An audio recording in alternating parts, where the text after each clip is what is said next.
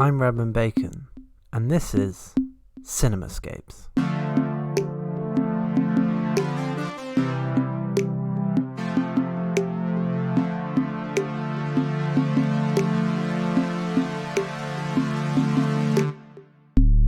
On Netflix, the high-stakes, balls-to-the-wall craziness of Tiger King and the chill-out family drama of Uncorked. Meanwhile, on YouTube, dive deep into an oft-neglected archive of classic Soviet comedy, courtesy of Mosfilm.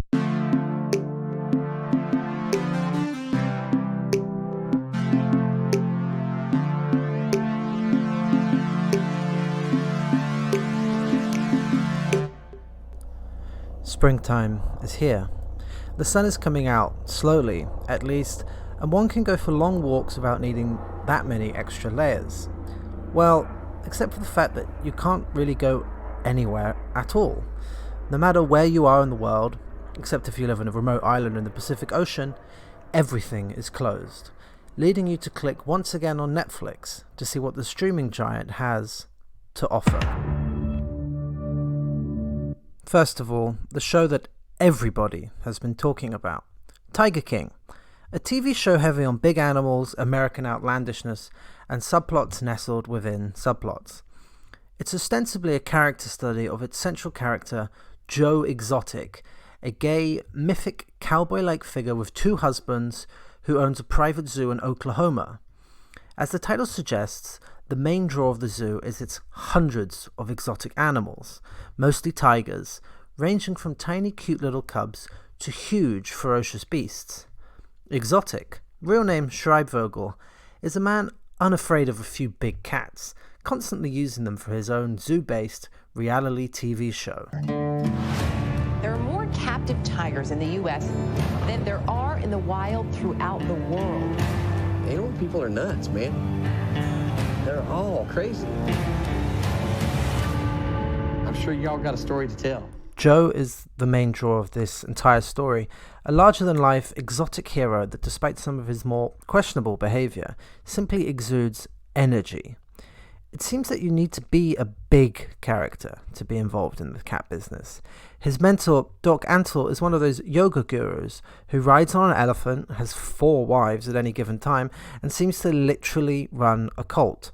While Exotic's antagonist, Carol Baskin, dedicated to saving these animals and running her own sanctuary, which relies heavily on unpaid volunteers, is a woman who just doesn't know the meaning of kitsch, her house awash in disgusting leopard and tiger print patterns as far as the eye can see.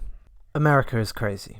We learn that there are more exotic tigers in America than in the entirety of the wild itself.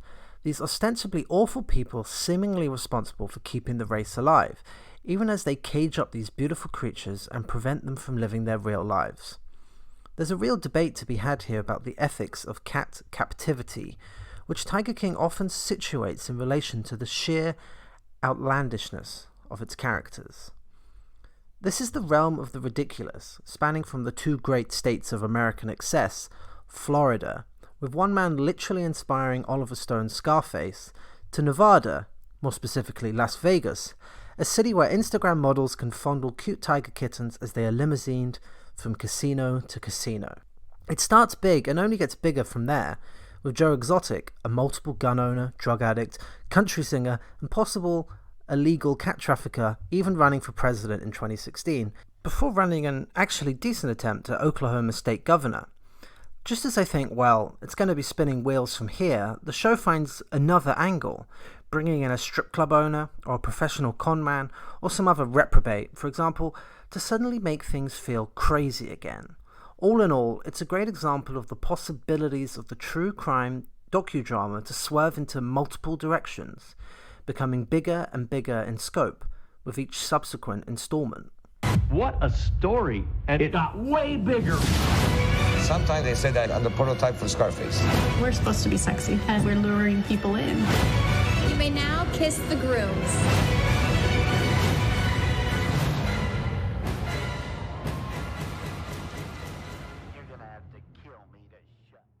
But it's also an example of the limits of the true crime doc drama. A 7-piece deep dive into the craziness of private zoos with a structure that purposefully leaves out key revelations. The idea is clear, to end each episode with an enigmatic cliffhanger to get people clicking onto the next episode. And it worked. A New Yorker headline describes it like this: I clicked, and 7 hours passed. The key question still remains: did it need to be 7 hours long?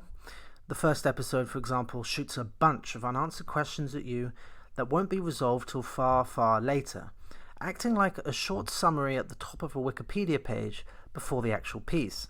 Subsequent episodes, such as a deep dive into Carol Baskin's potentially sordid behaviour, are less investigative journalism than merely a discussion of different theories, none of which seem backed by solid evidence. If the true crime docuseries is meant to shed light on certain matters, to make a complicated multi-year feud make sense, then Tiger King fails in this respect, preferring to revel in myths than actually uncover the truth within. The pinnacle of this epic genre is still ESPN's 8-part O.J. Simpson documentary, O.J. Made in America, which took a linear approach to the infamous character's life and made it feel truly thrilling, while also making sure that all the facts were properly looked over. Tiger King, on the other hand, is a bit too in love with its own sensationalism.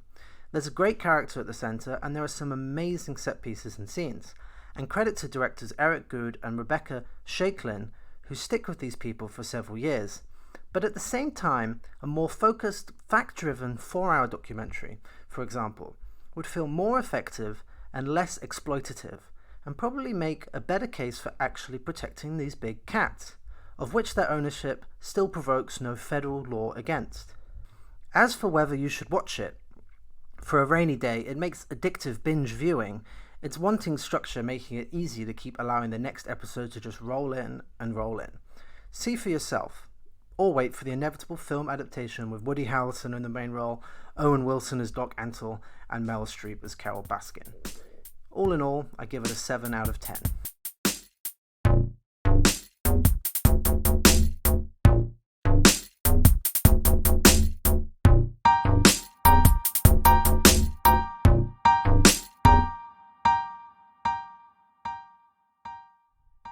If Tiger King sounds a little too stressful, it is a hard watch, especially when people are just standing right next to huge cats that could just kill them at any moment. May I recommend the low stakes cooking versus wine movie, Uncorked, also streaming for your pleasure on Netflix. It is the debut film of Insecure showrunner Prentice Penny, and it does actually feel like an elongated episode of that show, featuring relaxing hip-hop beats from Hit Boy, TV comedy-like comedy relief, and camera work that does the absolute basics. It's a nice, calming watch, however, depicting the Memphis-based conflict between Elijah, Mamadou Afi, and his father, Courtney B. Vance, spurred on when the former states he wants to be a sommelier, while his father wants him to carry on the family barbecue business. The joy of this movie lies in the small details of their respective industries. Barbecue is apparently a big deal in Memphis, and often cooked using actual wood, seeing Lewis head into the wee small hours of the morning to find a logger to get the right wood that will burn for him just right. The world of being a sommelier is no less demanding. One has to blind test several wines and guess whether it's a Chardonnay from France or an Austrian Riesling. I, for one, would be useless. Elijah is a very affable guy, however. We meet him early on working in an off-license, guiding a young girl through the different types of wines and comparing them to rappers. It's a bit goofy, but it shows how Elijah wants to make this type of industry accessible to folks like his working class African-American family, who initially think that he wants to be a Somalian. Okay, so I want to become a master sommelier. Try being African? Is that like a pirate? No, that's a Somalian. Kelly Kendrick dated a Somalian. He stole her identity. Well, is she okay? I don't know. I don't be up in people's business like that. Then why did you bring it up? That don't make no sense. From North Memphis, new crib, Afi carries this role with charm, perfectly placed against Courtney B. Vance as the harsh but fair dad who built 2 restaurants with his bare hands cooking traditional, gorgeous-looking barbecue meat. This conflict is put into relief when Elijah goes to Paris as part of a sommelier course, spending his own money to do so. It's a different look at the Parisian experience than we are used to. Elijah actually forced to work in a kebab shop at the end of the day in order to make ends meet. But the rest of this dramatic conflict is pretty rote and one note. But somehow the film still mostly works. Sadly, Uncorked is another victim of the coronavirus. It was initially supposed to play at South by Southwest, where it would have enjoyed a warm reception, presumably by African American critics with a relationship to this type of cooking. But that was cancelled, leading it to being dropped on Netflix with little to no fanfare. While I can't say that it's a masterpiece, it is a cute film that in its love of food and good wine is definitely worth a watch. I give this a 6 out of 10.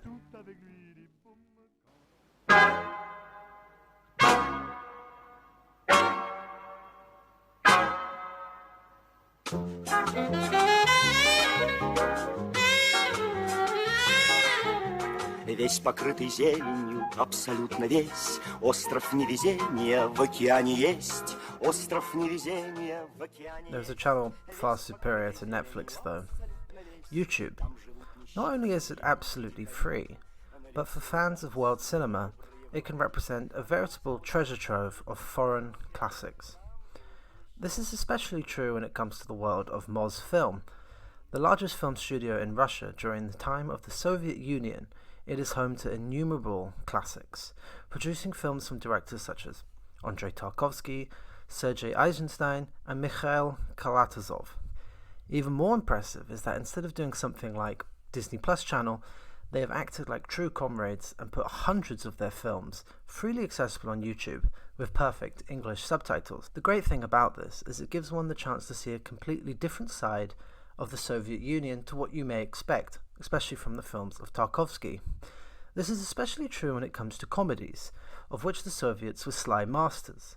In this part of the podcast, I want to introduce you to the holy trinity of Russian comedy: Eldar Ryazanov, Leonid Gaidai, and Georges Danelia. Let's start with Eldar Ryazanov, whose films are so popular with Russian people that if you are in Russia listening right now, you can probably turn on the TV and find one currently playing.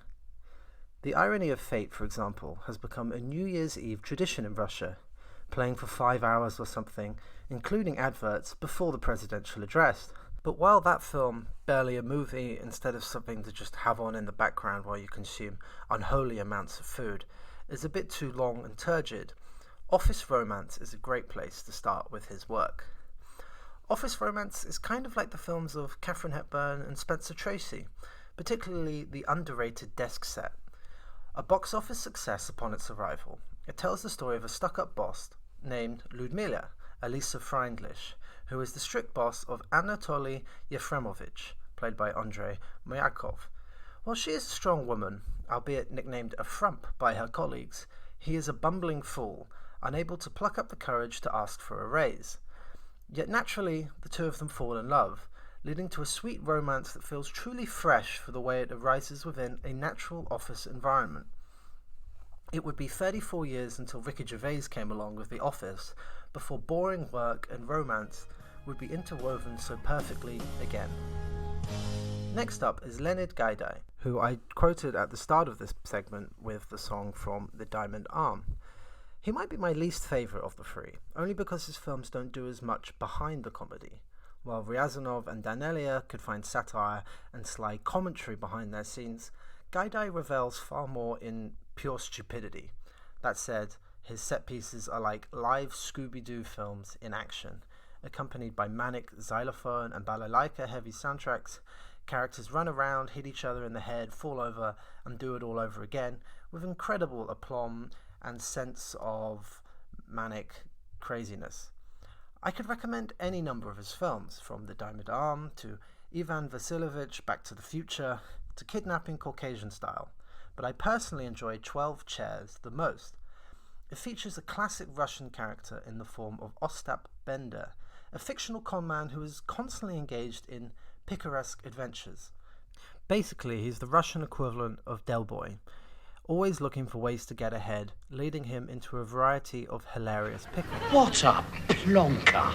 Now finally, I would love to recommend the work of Georgi Danelia, beloved in Russia but barely known outside of Russian-speaking countries. This is an almighty shame, his warm wit and comic vision putting him on a par with any humanist filmmaker of the 20th century.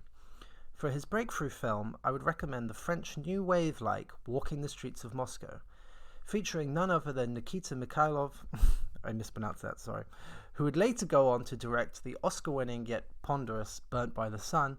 In one of his first film roles, it is a delightful exploration of city life that makes Moscow feel and sing like Paris under Godard, yet without the pretentiousness, of course, making it a naive, youthful, fun kind of film, the inspiration of which can be found in Kirill Serebrennikov's Lettre, also a black and white and released 2 years ago.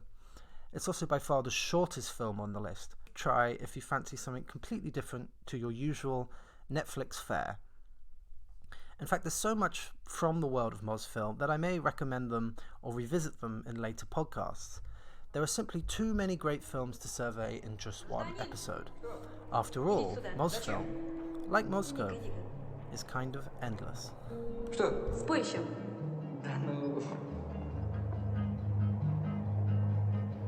А я иду, шагаю по Москве, но я пройти еще смогу. Соленый тихий океан, и тундру, и тайгу. Над лодкой белый парус распущу, пока не знаю с кем. Но если я по дому загрущу, под снегом я фиалку отыщу и вспомню о Москве.